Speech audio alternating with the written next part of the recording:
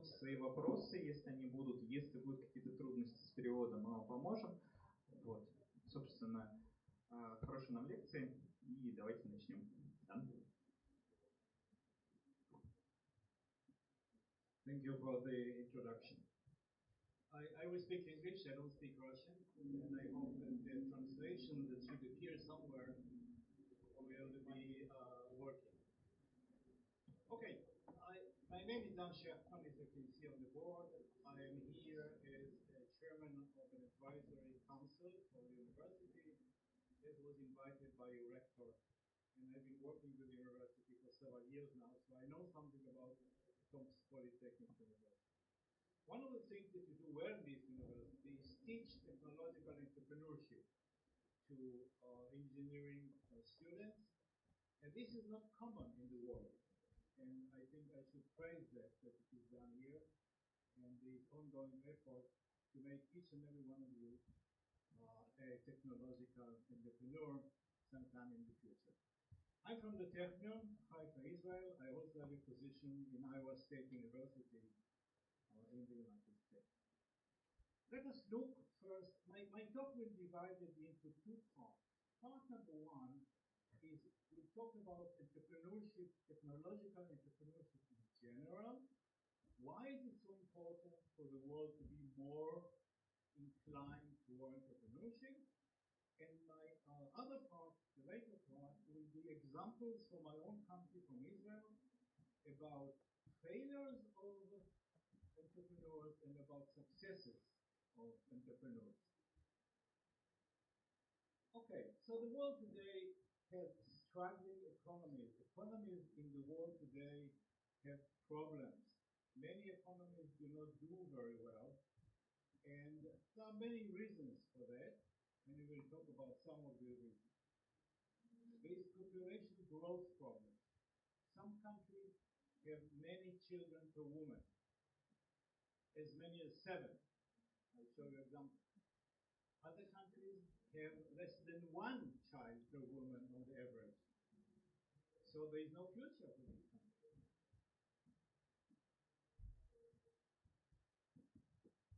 And there are internal wars and refugees. If you look at the world today, it seems to be a very peaceful world. There are no wars between countries now. But there are many wars within countries. Can we have this parade stop somehow, someday?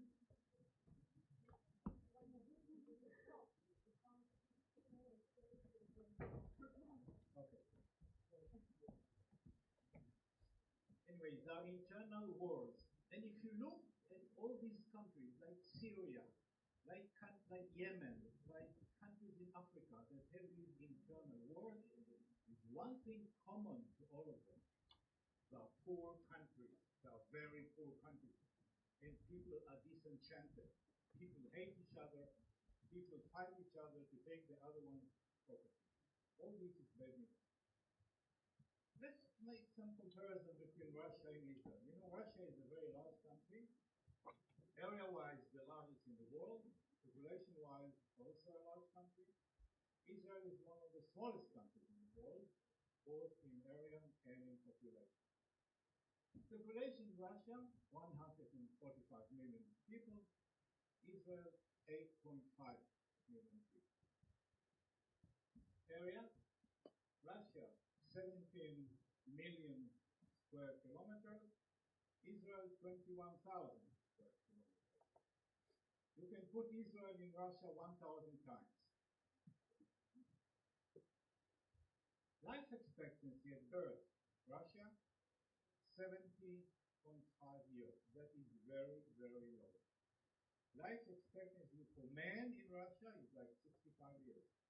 For women, it is higher. But the average, 70. In Israel, 82.5. Also, women live more than men. Up to, on the average, 84.5 years. GDP per capita. Israel, Russia, $8.75 thousand per year. Israel, 37.3. Huge difference. Now, there government budget, Russia, $87 billion. Israel, $80 billion. So the Israeli budget is about half, government budget is about half of the Russian budget. But if you look at per capita, how much money the government can spend on each person, then Russia is $1,300 per year. Each one of you, the government can spend on you $1,300. And in Israel, it's close to $10,000. The result, I will show you. One of the results is life expectancy.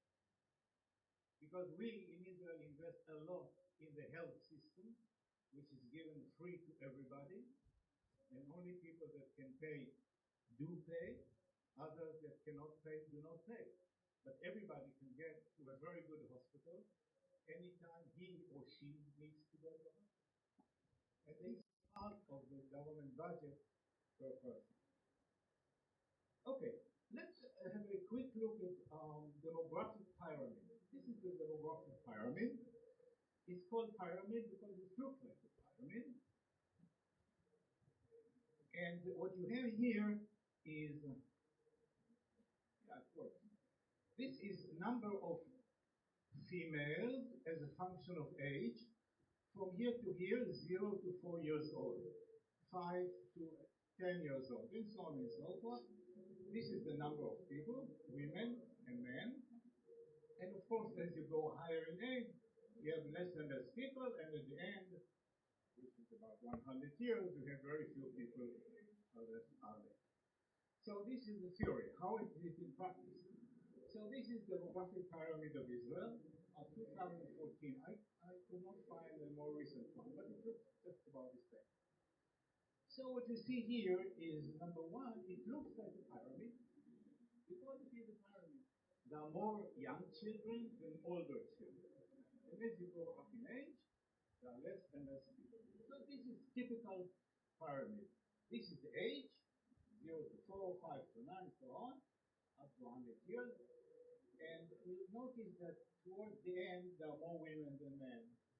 Yeah. Slightly. Okay, this is Israel.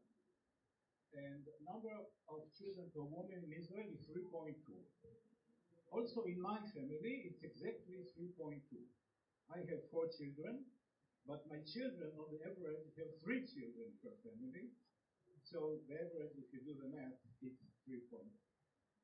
My last picture, I'll show you my family. So you see what it means. This is Russia. Well, it doesn't look like a pyramid. It looks like a mushroom. But this is not typical to Russia only. All over the industrialized Western world, the demographic pyramids look the same. Current generations tend to have less children per woman, and many governments try to do something about it, including your government of Russia, which is quite successful, by the way, in encouraging young ladies to give birth to more children. But if you look up there, you notice that in Russia, the number of women is much, much higher than the number of men, starting at the age of about 60, 65. Many more women. Men in Russia die very young. Think about it. You can do something about it. Live longer.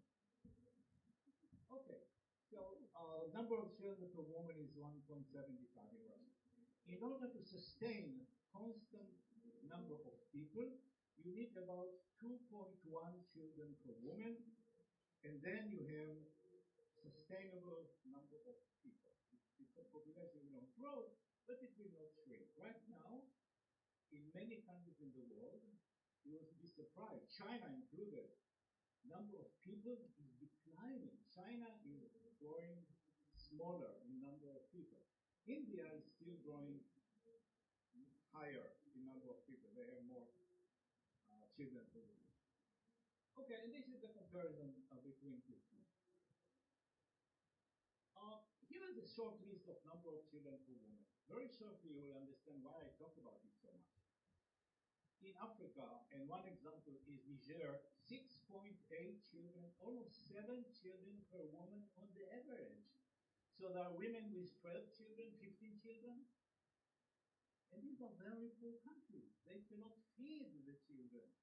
They're extremely poor countries. GDP per capita, here it's close to $9,000. In Africa it's $1,000 GDP per capita on the average. And although they have natural resources and oil and you name it, still it doesn't work. Niger. Europe on the average 1.5 children per woman. Europe is shrinking. Russia. We just spoke about Russia. USA, very close, 187. Singapore. Hey, if you have one child per woman, it means that every generation will be half of the current generation. Half and half and half. Within a few generations, people will disappear. This is Singapore. Now, Singapore really doesn't have a problem because China will send a few people to help them grow. But if the Singapore people want to remain their own, they have to do something about it. This is China. China is now working hard to increase the number of children per woman. You know, the slogan in China was one family, one child. Now it is one family, two children. And you know what? It doesn't work. People do not want to have more than one child in China and in many other countries. Why is it? We'll find out soon. India is still growing fast. And in Israel, as I said, 3.6. Okay, so this is Europe 1.5. In the Far East, there's a big problem. All the Far East, all the countries in the Far East have large, big population program. The population is aging. You see, if a population is aging, let's say a family of two parents have one child. That one child will have to provide for his own family and for his parents. But there's only one child for two parents. Unlike in other countries, like in my country, 4 children will provide for 2 parents. Makes big difference. Why is it? Why is it that people don't want to have more children? There are several reasons for it. Number one, urbanization. When people lived in villages, it was relatively easy to raise several children. There was enough food. Children were needed to work in the fields, to herd the cows or the sheep or the goats, and people had more children. People moved into the city, then raising children in a city is much more expensive. So it's a money problem. The area of living is small apartments, and to raise 2 children you need more space. This is a problem. Number 2, education for women. It's wonderful. Education for women is wonderful. But educated women want to have a career. And sometimes they say 1 child is enough. Old body to her husband, I'm going to develop my career. I'm going to do my PhD, or I'm going to work and develop a career. 1 child is enough. So although education for women is wonderful, one of the results is that children for women. And government policy. Government policy has a large effect. Negative, positive. And China is an example. It was easy in China to make sure that every family has no more than 1 child. It's very difficult now to tell families have more children than 1. It's very difficult to go up the number. Okay, so what can we do about it? Number 1, we can encourage larger families. 2 children, okay, not too large. 2 children per family, then we have more or less a family number of people. And number 2, develop technological entrepreneurship. And I will explain why is it connected. Let's say a few words before the presentation. You see, since every child, on the average, will have to provide for more people who are elderly now, that child will have to produce more GDP per capita. And the best way to produce more GDP per capita is to open a technological startup, because then you provide not only for yourself, but also for other people that work for you. When a large company expands, they may add 2% to the workforce. But when a startup grows, they multiply the number of employees every 6 months. So the numbers are in favor of startups, of technological startups. To provide jobs, to provide money. Money means services, money means taxes. Taxes means services to the community, and support for all people. Technological entrepreneurship, I claim, is key to world peace and prosperity. It is clear why it is good for prosperity. But if you notice, countries that do well have peaceful citizens. Everybody is happy, and so there are no internal tension usually. The government can provide services for free for those who cannot pay, and the society is more or less peaceful.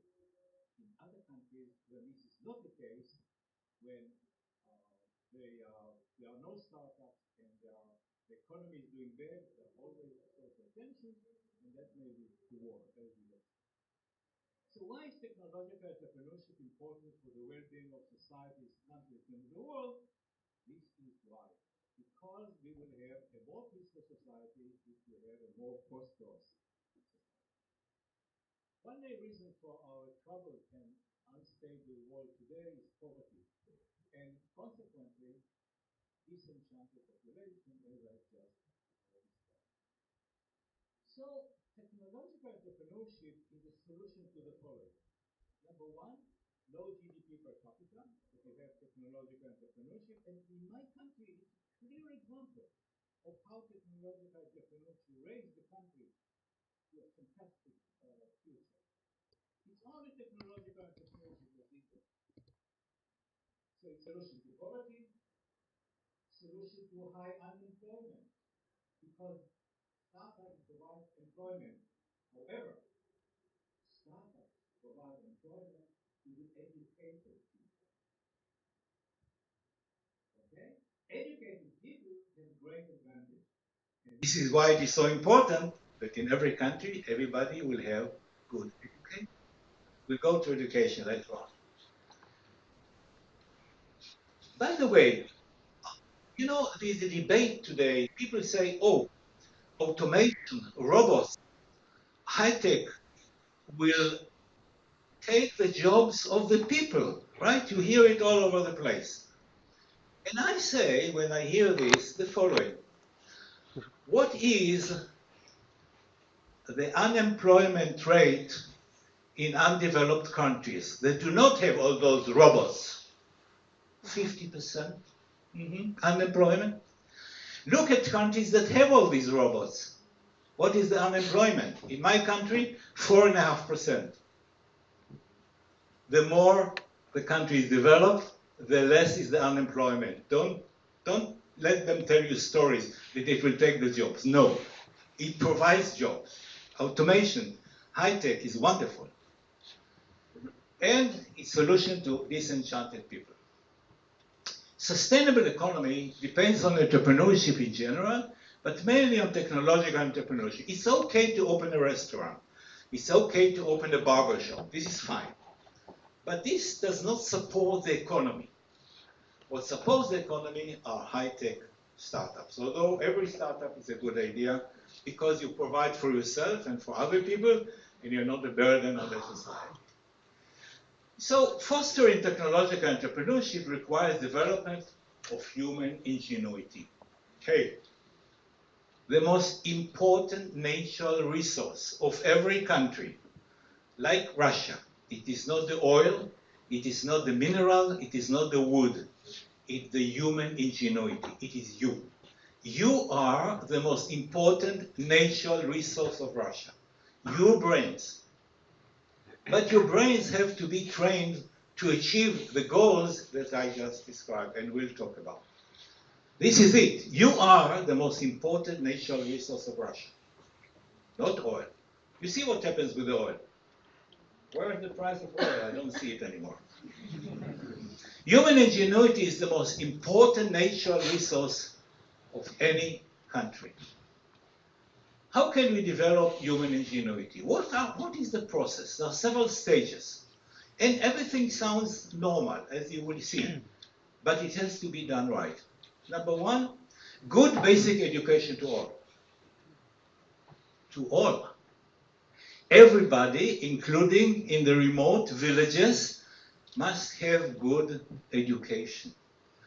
That person for the remote village may be employing you one day if he has or she has good education. Don't send your children to herd the cows. No, send them to school. There is a contract between governments and people. The government say, we will provide free education for all, from age whatever. In my country, it's 3 years old. From the age of 3, other countries is different, maybe 6 years old, but until the age of, in my country, 18, high school, we pay for university. You may have it free. I don't know. But every country can afford from here to here good basic education. But it should be done right. And here is something which is very important, and I remark it in red. Teachers. Teachers are the most important people in the world because they carry the future of countries in their hands. Teachers in primary schools, up to teachers, professors in the university. There is a scientist in Stanford, California, named Hanushek. Hanushek, you should remember this name. He does a fantastic job. Hanushek says the following, which is very logical, but he also did the research and put numbers. Hanushek says the following. Let's say that we have an average teacher. One standard deviation above the average, a teacher that is one standard deviation above the average, produces better students. These students will have in the future better jobs. They will pay more income tax. And the income tax that they will pay is by far higher, many times higher than the salary of the teacher. So good teacher is very good business for the country and for everybody. A teacher which is one standard deviation below the average causes great damage because they produce bad professionals or bad students. They will have not very good jobs. They will be a burden on the society. So a teacher has a financial value. You can put ruble value on a good teacher and ruble value on a bad teacher. And this is why every country should pay a lot of attention so that only excellent people will become teachers. Not only in the universities, but also in primary school, in secondary school. Teachers are very, very important. We should pay attention to their quality. Above that, good engineering and science education. This is what you do in this university, getting good education in science and engineering. The more, the better. And the better the education, the better you will be in solving problems in science and engineering in your future. Above that, government policy and support. Governments should support education. Governments should support technological entrepreneurship.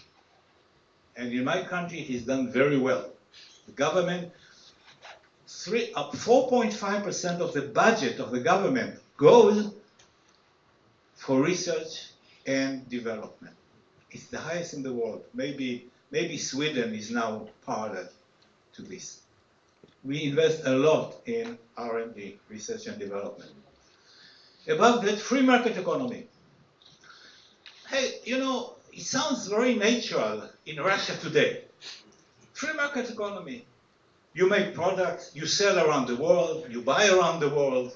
Hey, Alibaba, send me this, send me that. Okay, great, right?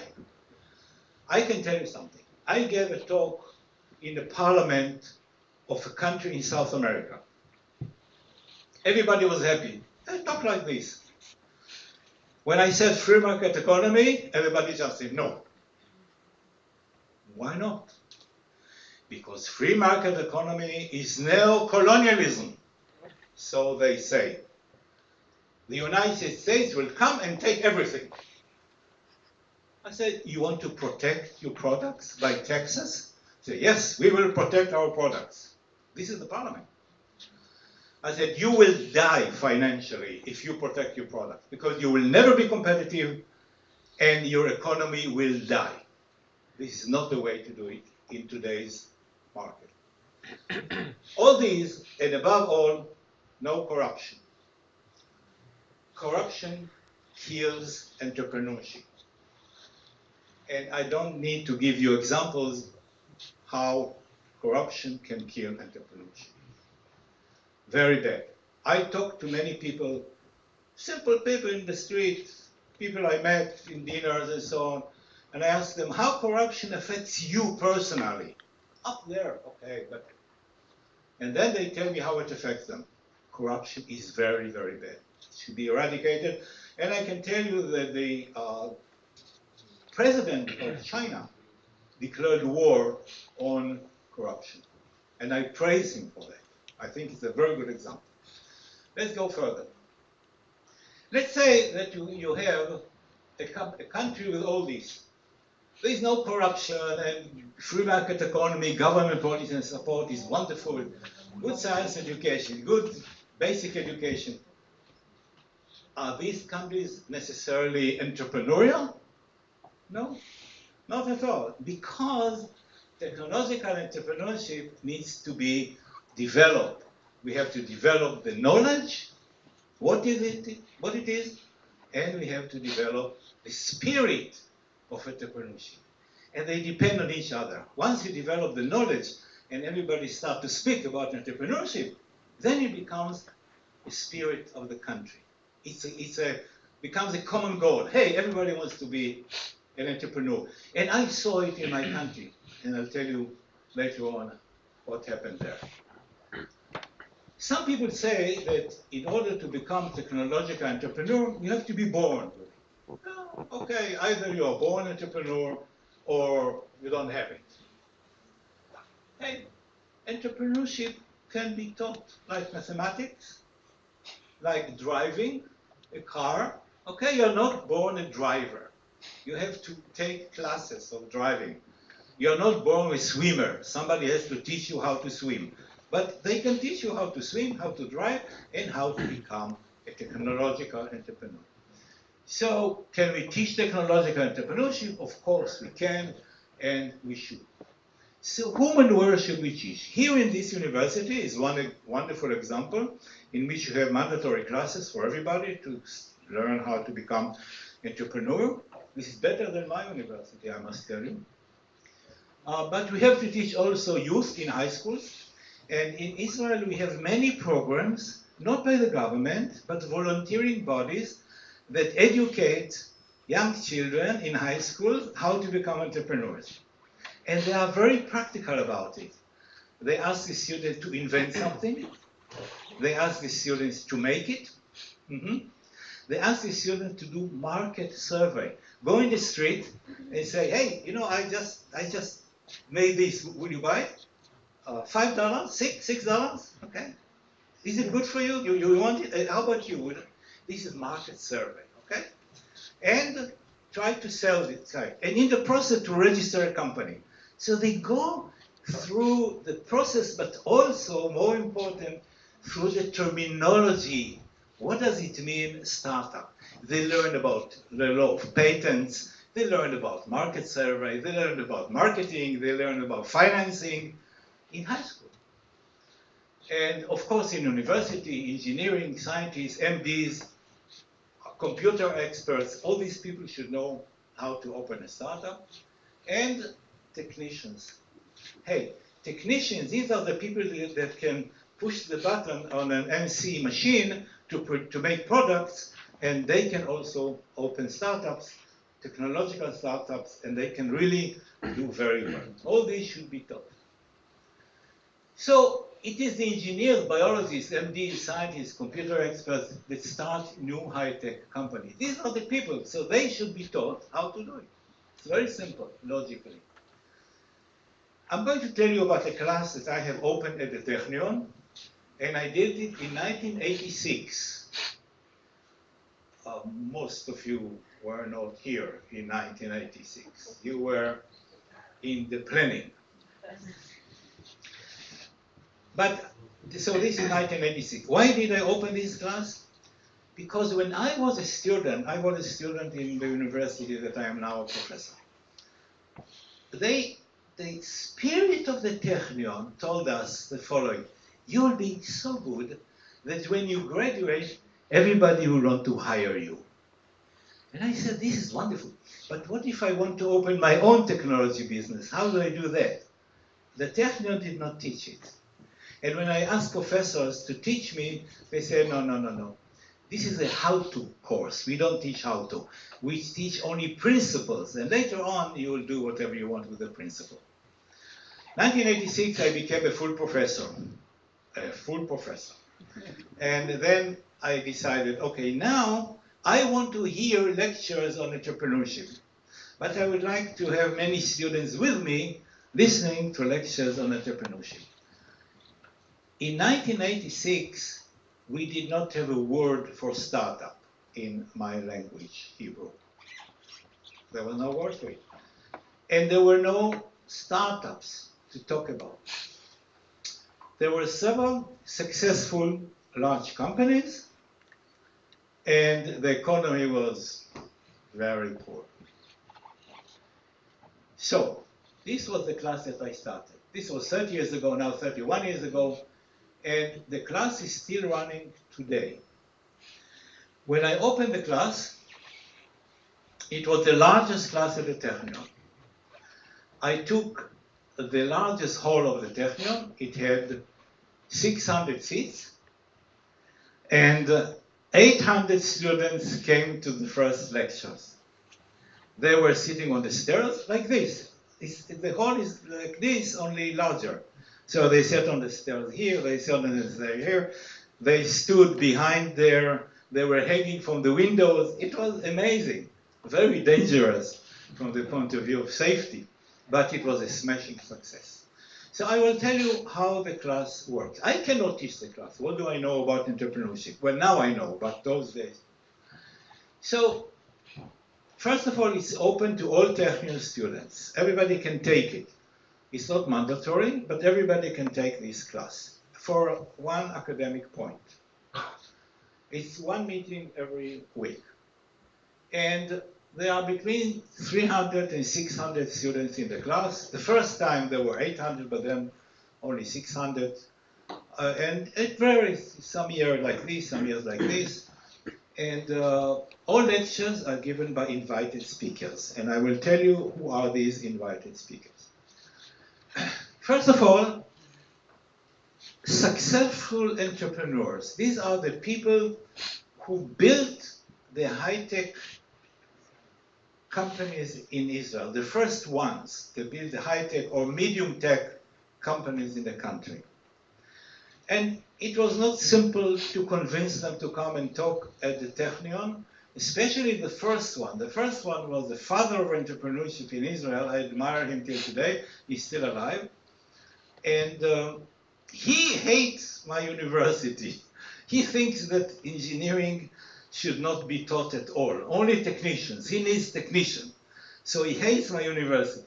And he said, I'm going to tell the students that this is a terrible institute and so on. I said, okay, I'll give you the stage, you do whatever you want. But I want you to remember, you open a class that is aimed at convincing our graduates to open startups. Tell them from your experience how to do it. He came to the class and he was wonderful. And so this is number one. Number two, I invited the person who created the electronic industry in Israel.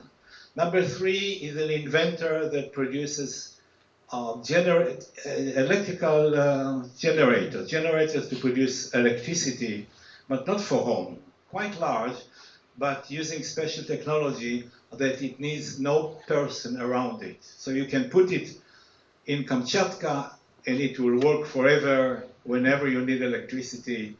And so he was successful. And then after these people that are known, when I call somebody, hey, you know, I have this class, I want you to come and teach in my class, and they said, what is this class? I never heard about it. Anybody was before me? Oh, I said, yes, Steph was there, was here. Oh, I'm coming.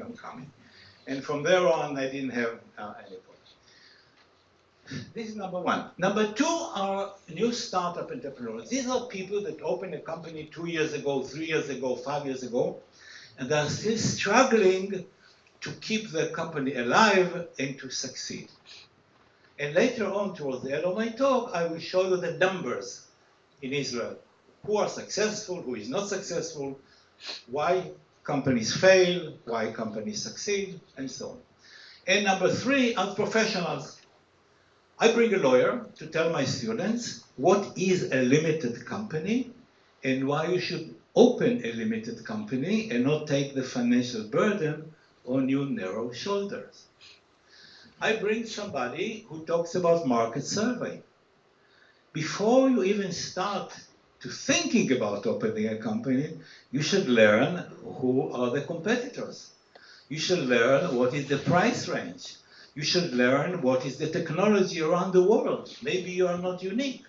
Find out. Maybe in Singapore they make it for 1/4 of the price that you can afford making it. Do a market survey. And after you have a product, go and ask people if they will buy it. Or if it's a more sophisticated product, find customers. And in Israel, there is no local market for almost anything. Everything is export. It's not like Russia, that you can sell products in Russia, or China, or the United States, when there is a local market. In Israel, there is no local market. 8.5 million people.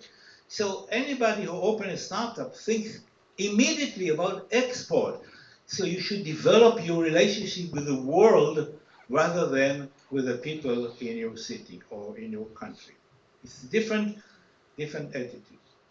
And I bring somebody who talks about marketing. Marketing. Okay, so you have a product. When do you start selling your product, actually selling? When it is perfect? Well, if you are a Samsung or Mercedes-Benz, then you wait until your product is perfect. But you are not. You will sell, then fix. All right? Yes, your product is not ideal. Yes, it will need to be fixed. But you need cash flow. You need money. Sell now, fix later. Okay? Very practical advice. Okay.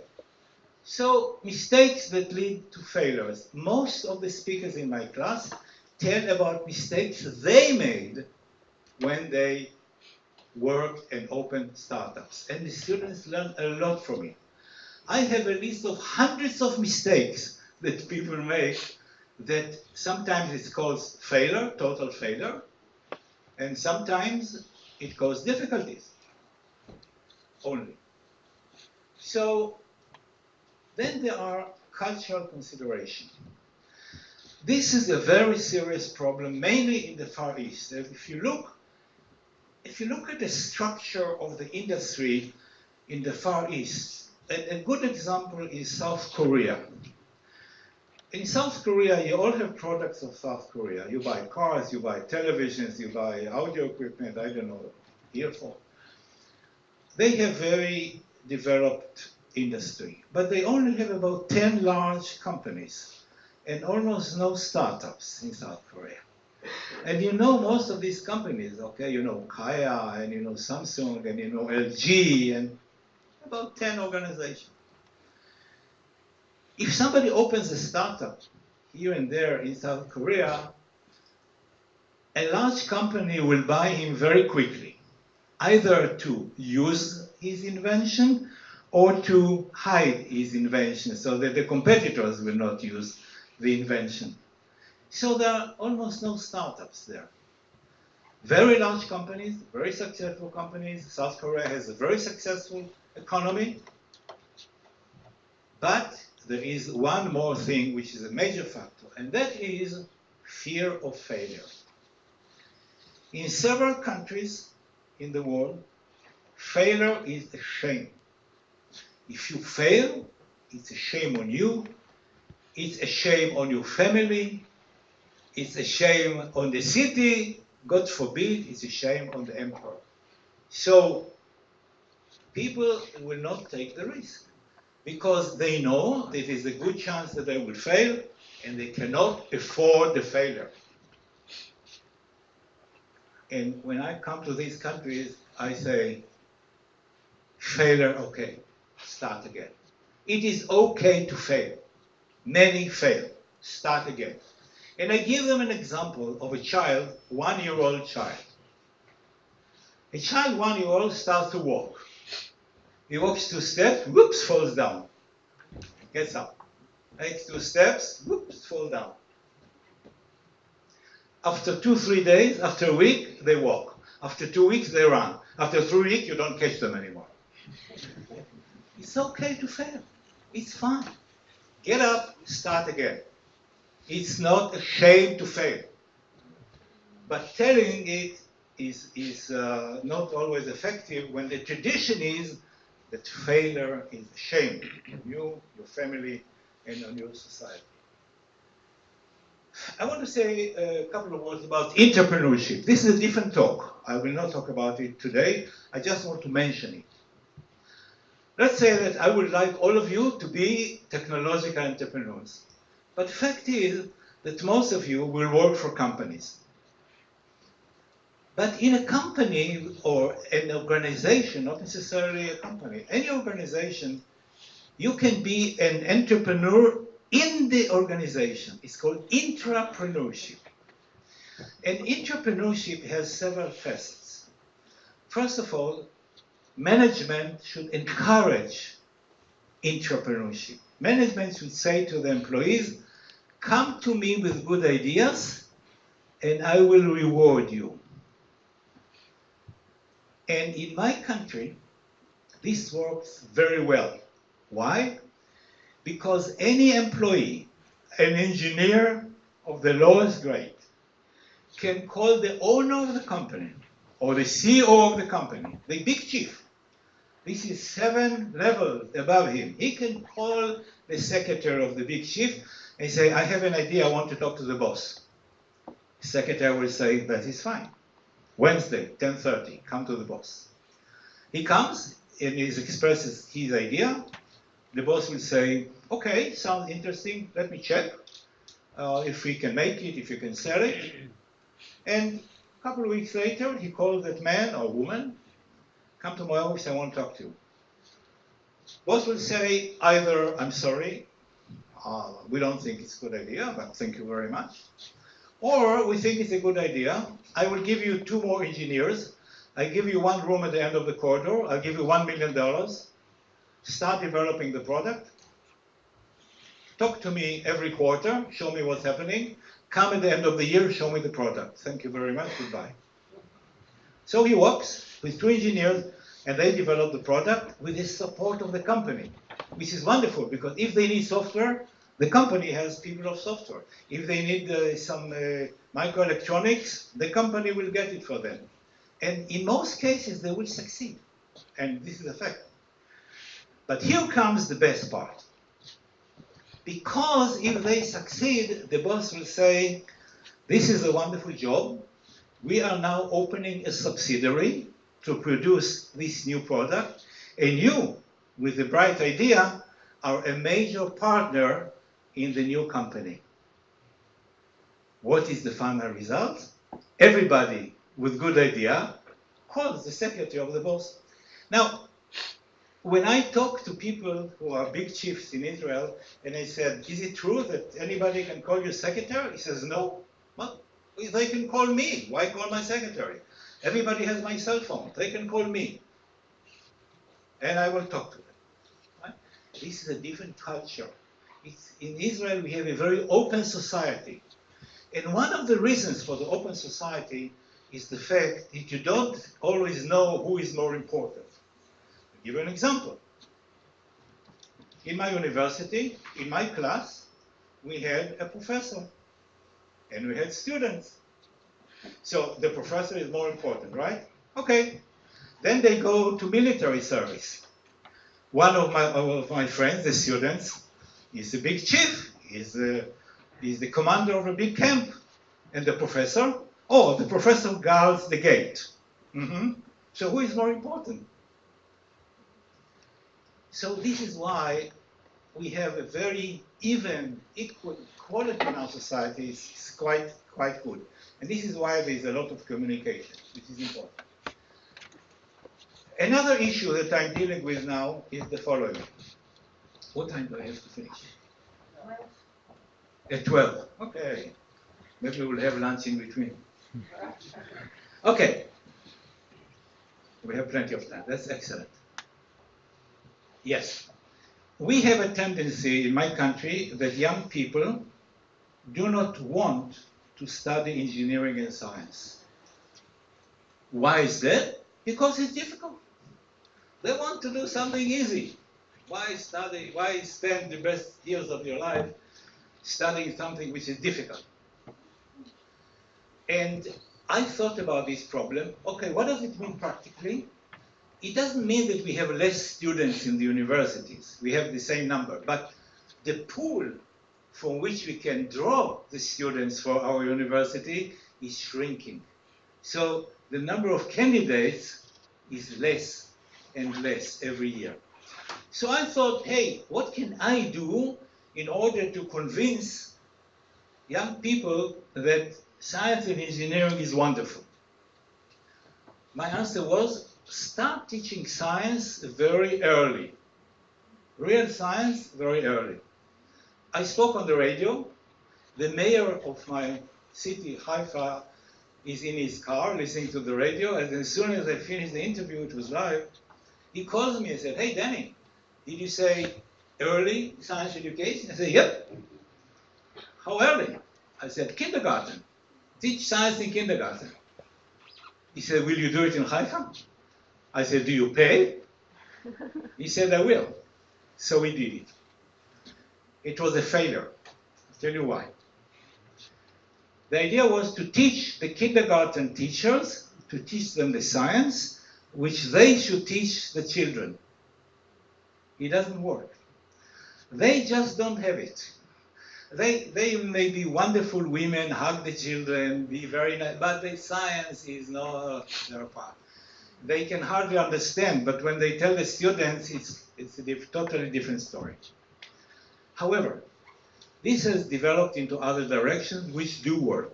And one of the best is special science kindergartens. And that kindergarten, one example, and it's in my hometown. One example, it's a bunch of kindergartens. That means 3 kindergartens in one building, 30 children, 30, altogether 90 children, and a laboratory. And if I would show you the picture of the laboratory, you think that you're in the university. It's a chemical laboratory in the university with microscope and telescope and magnifying glasses and chemicals and all kinds of things. And the teacher there is a high school teacher of science who likes to work with children. Now that works. And that's a model I would like to spread all over the world. And I do that. I talk to many people in many countries. I can give you an example. There were people from Lithuania that came to see the kindergarten in Haifa, the sample kind. Now we have several of them. And they were university people, professors from the university, and they came and they took many pictures and they were impressed. And this was about almost a year ago. A month ago, I received an email note from them. Thanks so much for your hospitality and so on.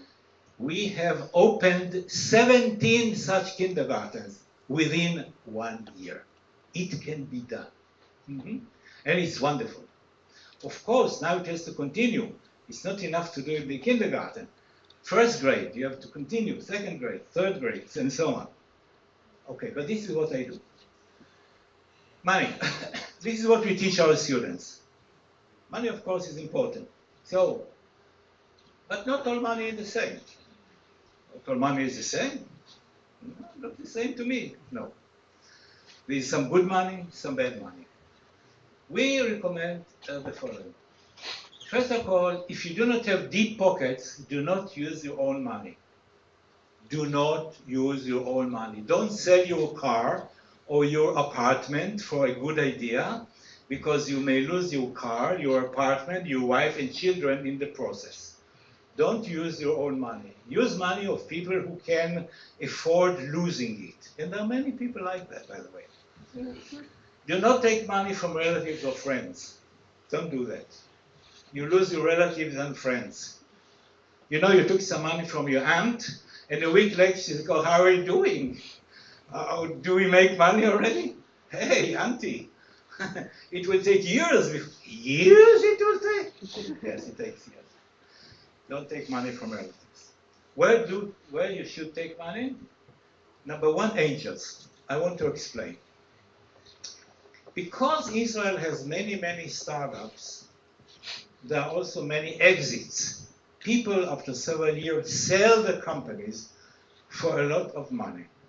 So they end up with millions of dollars in their pockets after tax. And these people would like to reinvest that money in the industry, reinvest in startups in which they are experts in. So for instance, somebody made some electronic circuits. He sold his company, but he's an expert in electronic circuits. But not only expert, he has the connections around the world with the companies, with the people in the same business. And if he or she invests in a new startups, they come with added value because they can create the connections, they come with the networking, and they come with real interest in the success of the company. They will be involved in the company. It's their interest. So angels are the best that we recommend. Strategic partners, this is a later stage. Okay, now you have a product, but you don't have the world market. Why not join a large company that has the world market and ask them to invest in you? They will get part of your company, and they will tell you, you know, you make these things which are wonderful, but hey, in the Far East, they want them pink. Would you make them pink for us? Of course, we'll make them pink. What do we care? We just want to sell, right? Or, you know, the laser here is green, which is wonderful, but they like it red. Okay, no problem, red. Whatever you want, just sell, okay? So these are strategic partners who can sell your product around the world for a share in your company. They will invest in your company and give you good advices how to improve your product. So they are pretty good. Bootstrapping. Bootstrapping means open a company without any money. But usually I'm used to have a bottle of water. Somebody can get a bottle of water for me? Okay, so, okay, thank you very much. That's good, thank you very much. Bootstrapping. Bootstrapping means open a company with no money. I don't have 1.5, wow. Open a company with no money. How can you open a company with no money? Well, let me give you an example.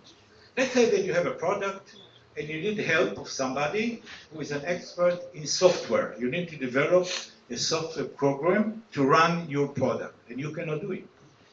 So you need somebody to do it for you. How can you get him or her do it for you without money? Well, you have something of value. The something of value is your company. Give that person part of your company, and they will develop the software for you.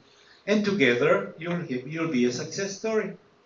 And if you succeed, everybody will have a lot of money. Your programmer, yourself, and everybody else that invests in this company.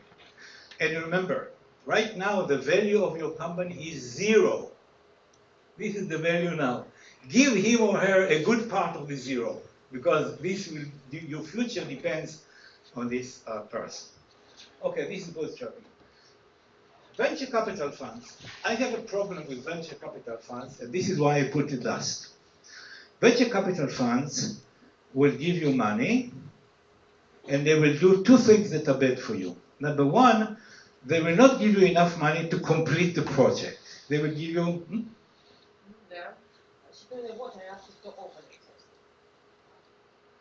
Thank you. This is with a glass too. Hey.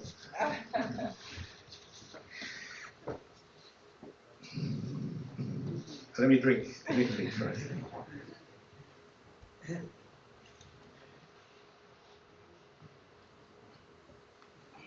Okay. The last thing was a venture capital fund. They will not give you enough money to complete your project. So after a year, we say, okay, I need more money. Then, okay, fine, but for more part of your company. So by the time you end up, you are left with very little of your company. This is one thing, which is bad. The other thing that is bad is they want the money back after 5 or 7 years.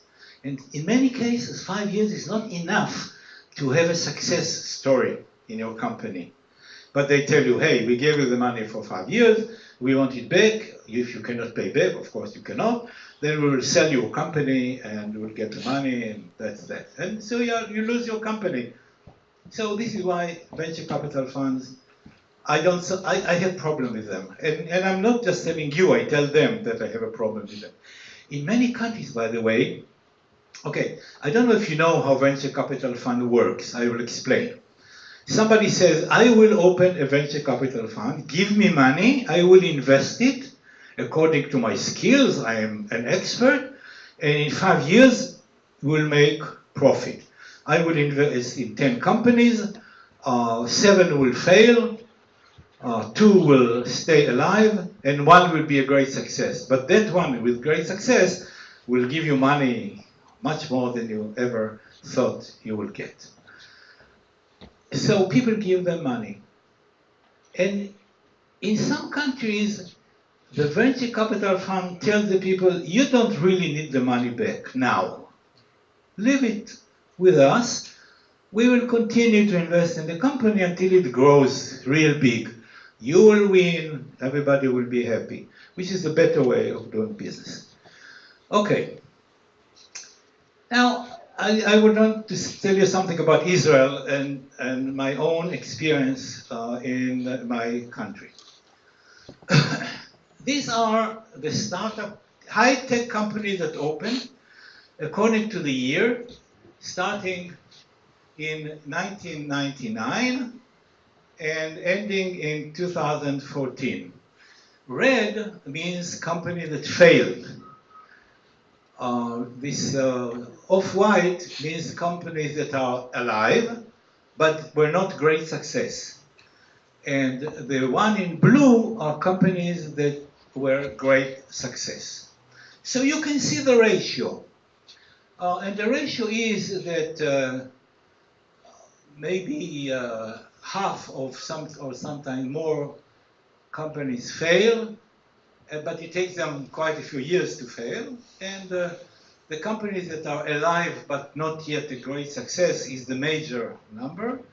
And the number of companies that are great success are a few. But great success means hundreds of millions of dollars in profit. Hundreds of millions of dollars in profit. This is great success. I will give you example, actual example, shortly. So this is the scene, and these are actual numbers. The year is the year when the company started, and I have information up until 2014. I do not have more recent information, but it gives you a picture of what's happening there. But look at the number of startups that open between, let's say, in the last few years, from 2010, something like 600-700 companies open, 700, 1,000, and these are all new startups in a very small country. One of the sources of high-tech experts who can open startup is my class, because you see, My class now has more than 10,000 engineers and scientists that took my class. 10,000 engineers and scientists in a very small country is a very large number. 10,000 of them.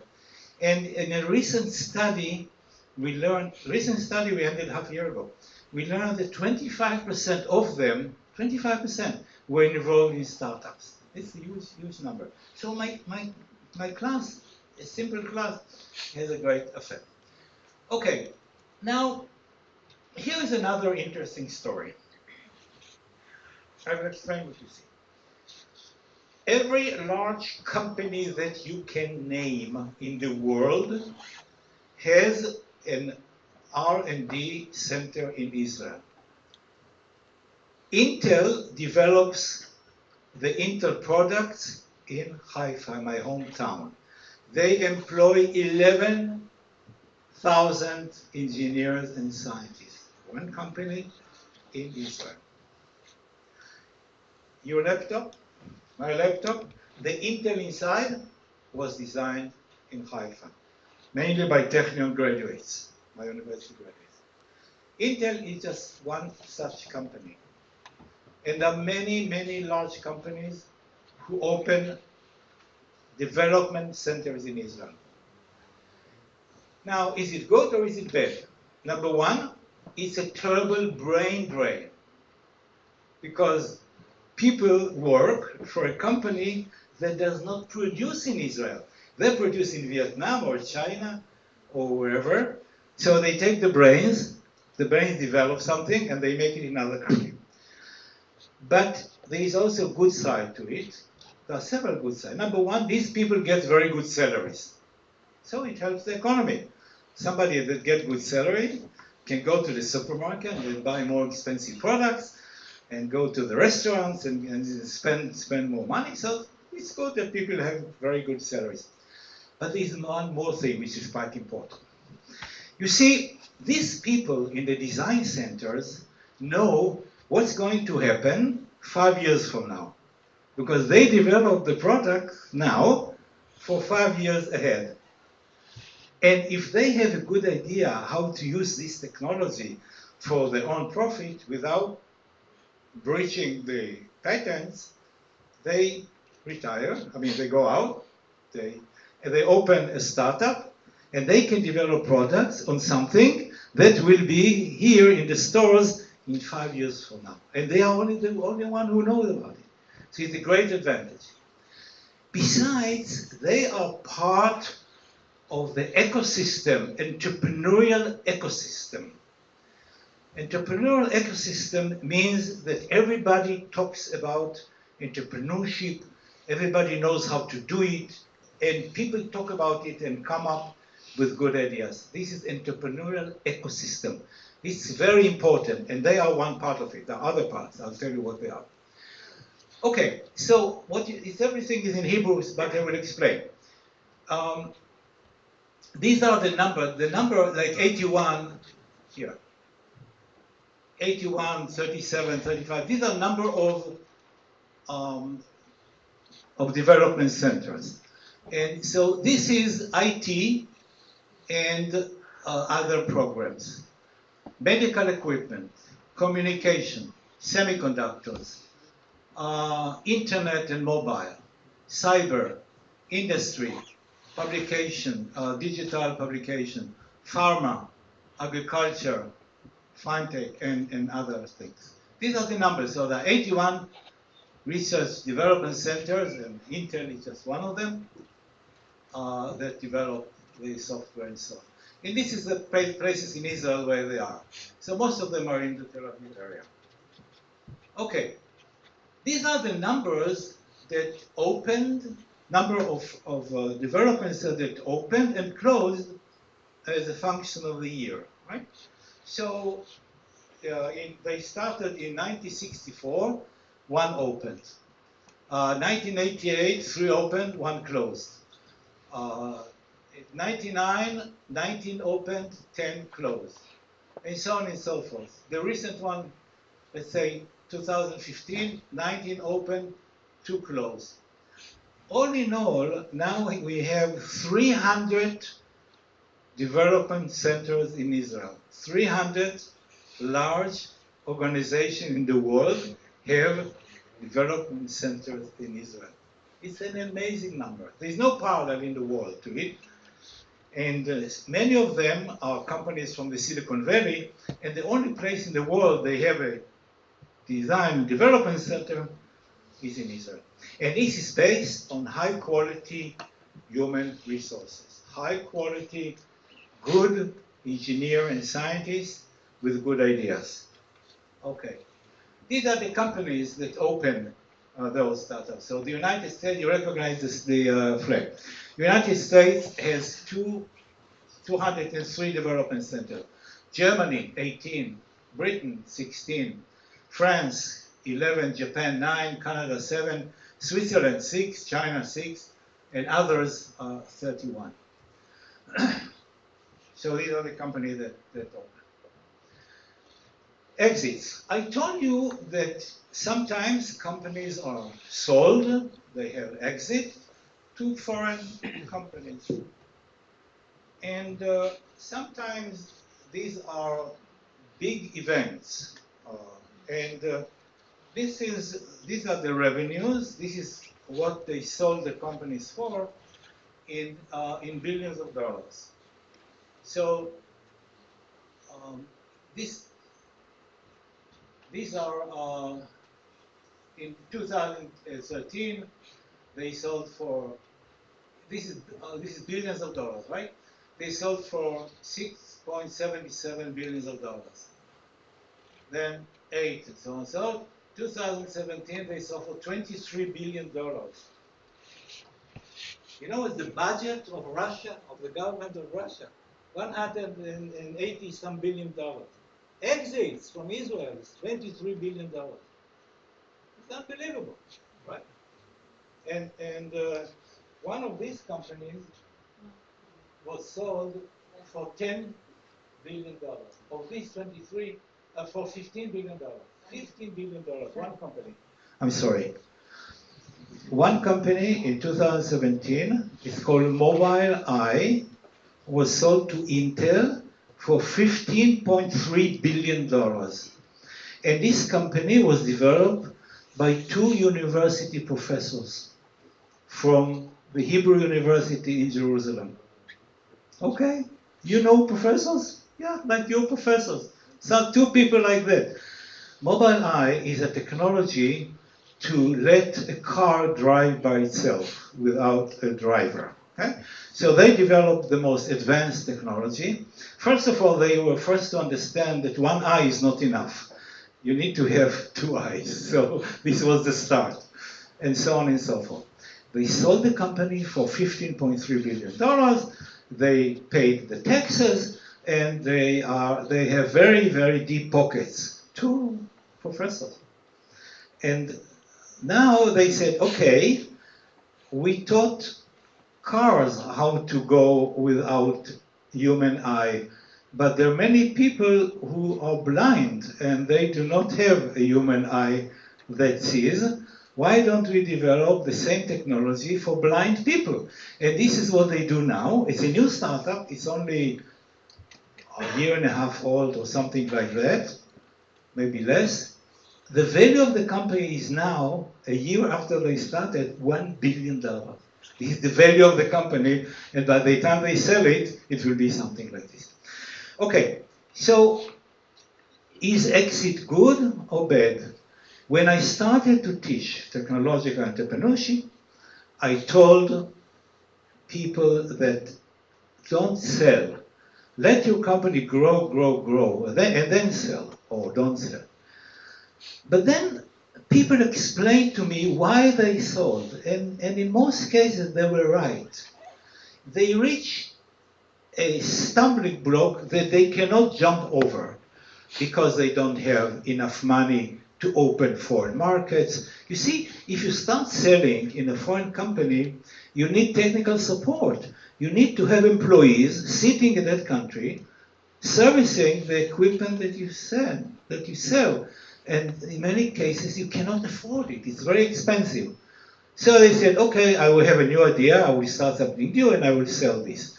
So now I say, okay, if you have to sell, it's good. It helps the economy. But you see, these people, with all these billions of dollars in their pocket, reinvest some of this money in the new startups. And these are what I call angels. These are the angels that I recommend you use to open your own startups. These people can afford losing the money. They don't want to lose the money, so they will make sure that you succeed. They will help you to succeed. Okay.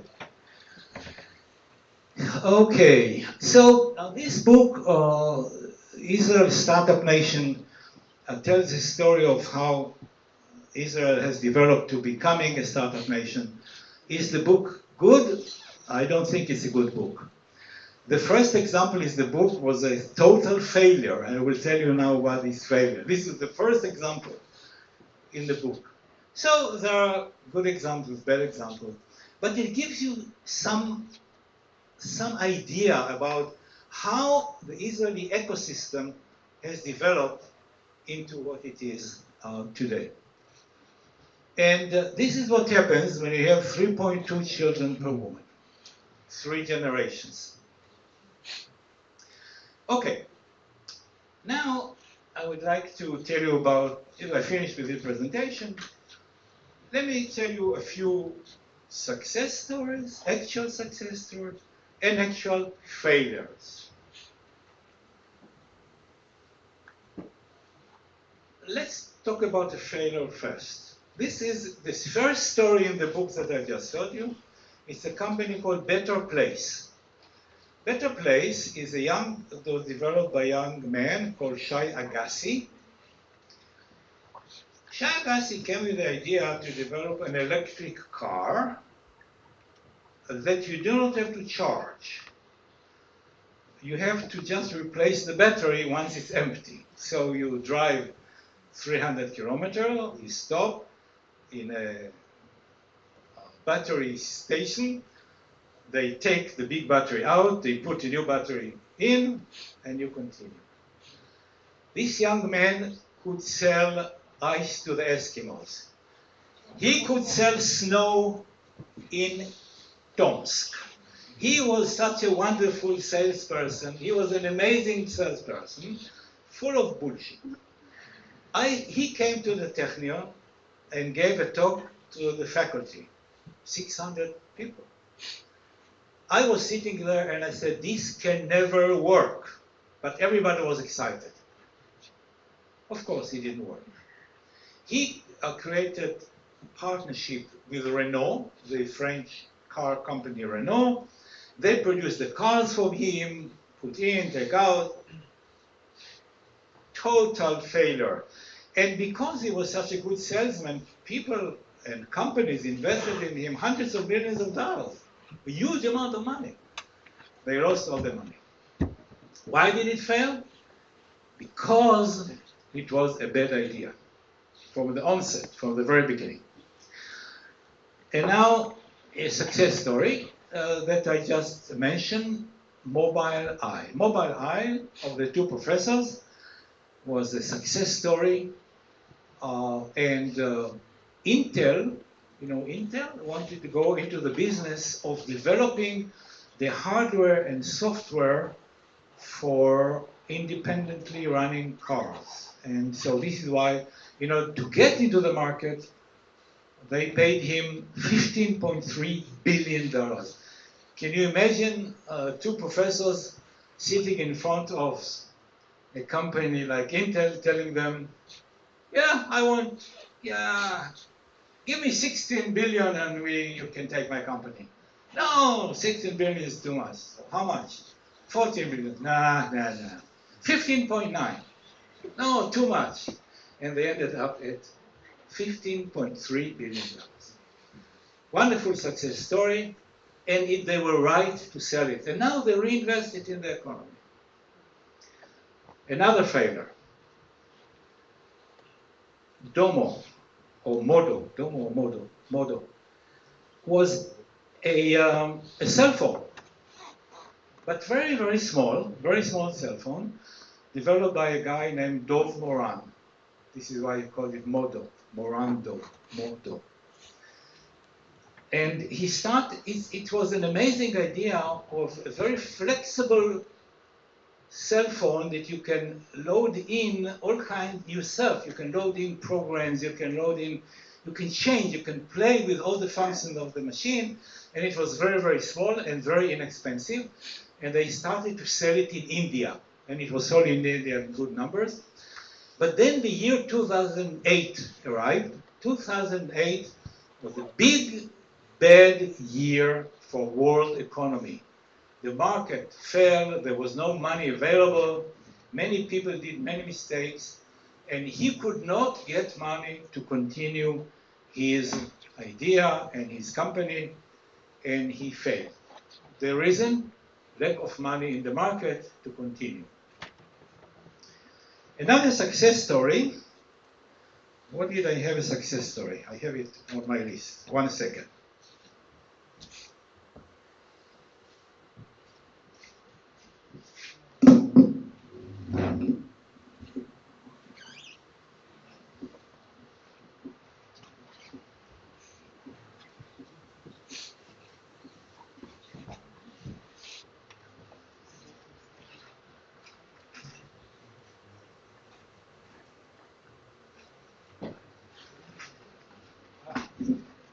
I don't find it, never mind.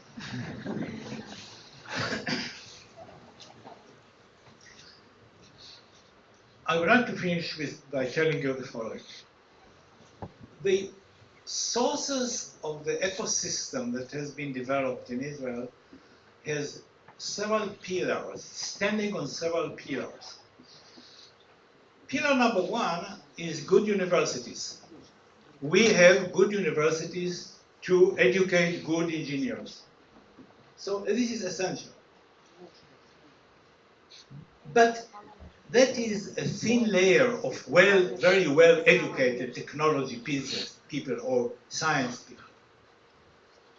I now remember the example I want to give you. Okay, this is one pillar. Another pillar are the foreign companies that have development centers in Israel. They employ hundreds. Just Intel employed 11,000 people. So they employed probably 1/3 of all the manpower, high-tech manpower in Israel is employed by these companies.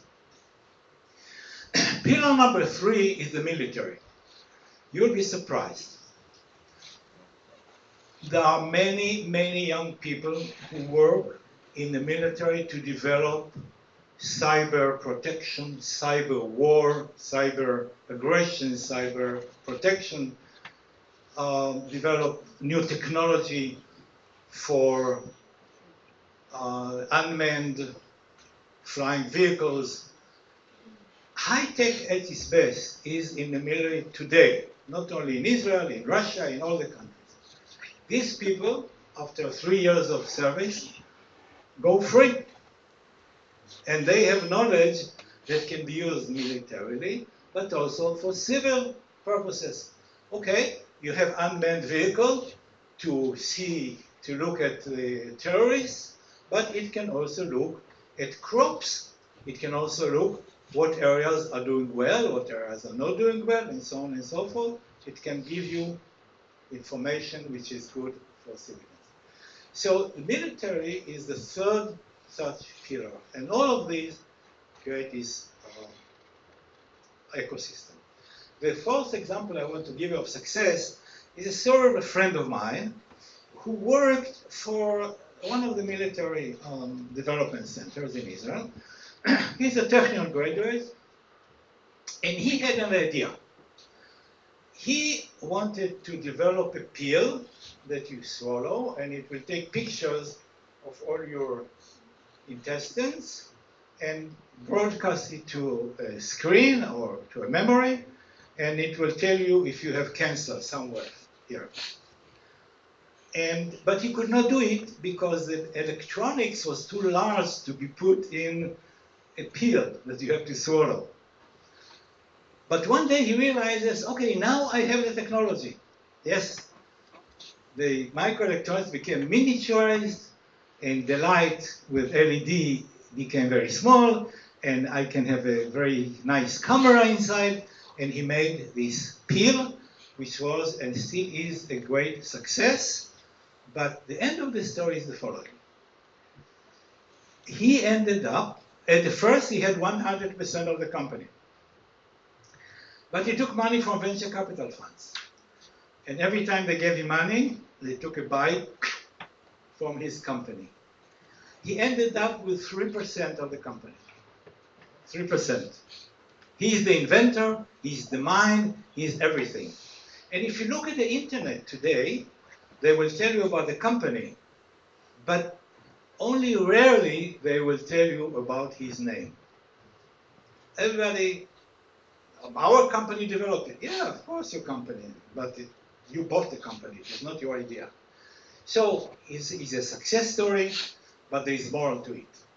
When you open a company, you never know the value in 10 years from now. You can imagine, but in most cases you underestimate the value. And in this case, he really underestimated what a great success it was, and this is why I ended up with 3% of the company. Okay, I think I told you enough story. We have 10 minutes. Questions? Okay, in English, please. Or translate. Так, а у кого есть прям вопросы? Давайте. Я только за инициативу. На английском зададите сами? My name is Carlos. I'm a master's student here at TPU. I'm from El Salvador. It's a pleasure to meet you and thank you for Let me such a... suggest the following. I will come to you, talk to me without microphone. Okay. I will tell the question to other people. I don't hear very well. This is why I want you to talk to me without the microphone. Okay? Everybody like, yes, what is the question? We're talking about some mistakes that might lead to failure during startups. Actually, you mentioned that you had a list of around 100 mistakes. Would you care to mention a couple of those mistakes? Okay. Yeah. So the question is, give example of mistakes that bring failure of a startup. I will mention, he asked for a couple, I'll give you maybe more than a couple. Mistake number one, choosing the wrong partners. It's like choosing a partner to marry. Think before you do that very, very well. All right? Choosing the wrong partners. And in Israel, it is a real problem because we are a society which is camaraderie. We are comrades, we are friends. And we intend to choose friends as partners, although they are wonderful partners to go to the beach and look at the girls, but they may not be good partners for a company. You need good distribution of talented, somebody who understands the technology, somebody understands the money, somebody understands the market. You need a good blend of partners. So choosing the wrong partner, mistake number one. Sometimes they get into clashes and companies go. Another one is getting the wrong money or getting too little for the worth of your company. And usually, if you go to venture capital funds, they will try to undervalue your company. And signing with them may not be a very good idea in the long run. There is a list, in fact, in other presentations I give this list of mistakes that people do. During the process of other questions, I will come back to it. I will bring up more other questions. Okay. Yes, please. So, should I even think about the entrepreneurship if everything that I live now is science? I really want to work in science, to understand something new, to get all the place maybe. So, should I think about entrepreneurship now, or I should leave it to my 30, 40? Right. Okay, this young man thinks positively about entrepreneurship, but he wants to be a scientist. This is wonderful. I would recommend that you be a scientist. If this is what you want to do, work on science. But, have it in the corner of your mind, and along your research, one day you will come up and say, wow, this is amazing, and it can also be useful. And then take a partner, and he will develop it. Right? And you will continue with your science. That's another way to do that. I can I'll give you an example of a friend of mine, a colleague of mine.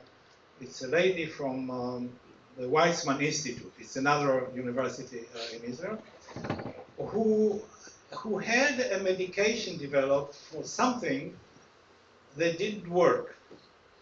And then she said, well, maybe it will work on another disease. And it did. And so she became very wealthy from the royalties, and a company that actually sells it lived on that invention for many years. So, a professor. And she just had the idea, and the company developed it. But she is okay. She has a wonderful mansion in Paris now. You can have one too if you want. Yes? I'm wondering how Israel put corruption thing which prevents startups to grow. I have an example. My friend, close friend, my roommate, founded a clinic. He obtained license, everything, and he works only 2 months. And then prosecuting workers come and make request, and we understand that is someone corrupted, try to close this clinic, to close the startup. How Israel prevent this from happening? Okay, corruption. The subject is corruption. He has an example of a friend of him that corrupted people came and tried to close, or actually close the company. No, trying to. They were trying to close the company, actually fighting. steal the company from him. Yes. Okay, you know, Russia is more corrupt than Israel. I don't say that Israel is not corrupt. In fact, the most corrupt people in Israel sit at the top of the government. But there are small fries compared to what's going on in Russia. So we don't have that problem. I never heard about this. We do have it in other branches. You open a restaurant, then 3 big fellows will come and say, we will protect your restaurant. Okay? This is protection money. This happens a lot in Israel. But when you have a startup, I never heard of such problem. So you have to talk to people here how to prevent it. Nothing that we ever dealt with. Other issues, other questions?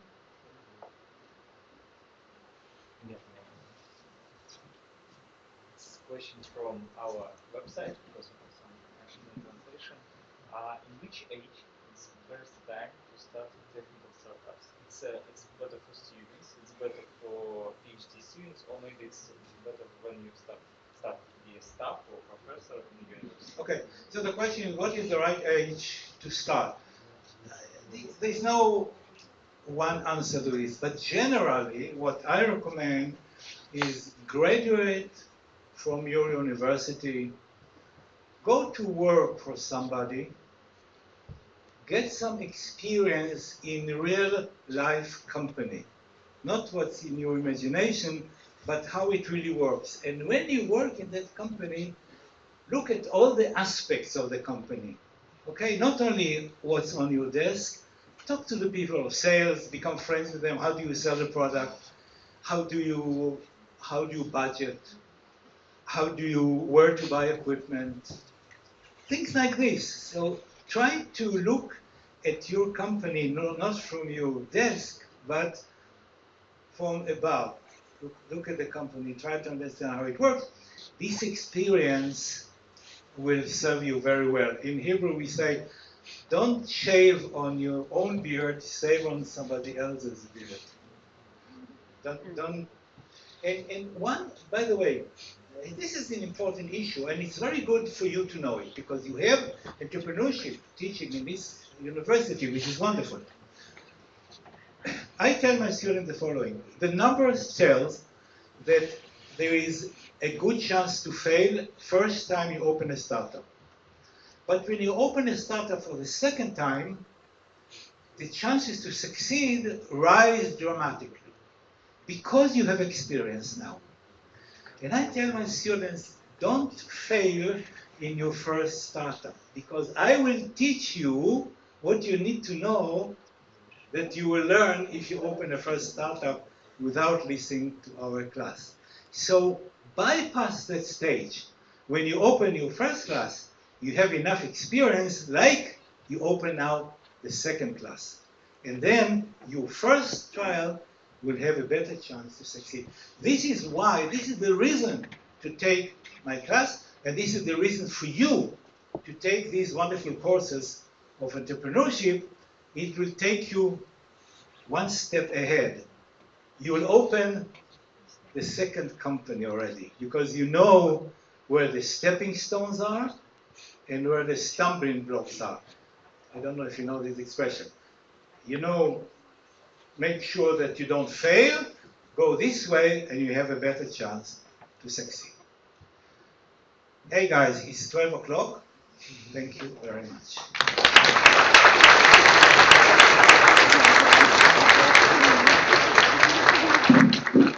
Поднимите руки, кому помог перевод. Так, исследование. Никому. Одного человека. Довольно. Спасибо, друзья. Если что, знайте, что все предпринимательские активности нашего университета находятся на сайте polygon.tpu.ru. И все, что рассказал профессор Шехтман, на самом деле есть уже в университете у нас, и вы можете этим пользоваться. Если что, обращайтесь.